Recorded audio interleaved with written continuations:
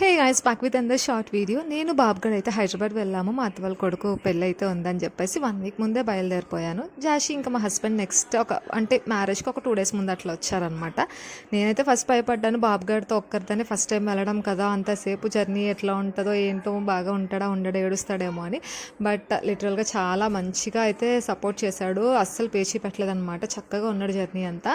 And ఇక్కడ కొంతమంది students అయితే పరిచయం అయ్యారనమాట. నేనున్న బర్త్ దగ్గర మొత్తం అందరూ వాళ్ళే. సో బీటెక్ కంప్లీట్ చేసుకొని ఇంకా జాబ్స్ కోసం హైదరాబాద్ అయితే వెళ్తున్నారంట. వాళ్ళు కూడా మంచిగా బాబుగారిని ఆడిపించారు. సో టైంపాస్ అయితే అయిపోయింది మంచిగానే.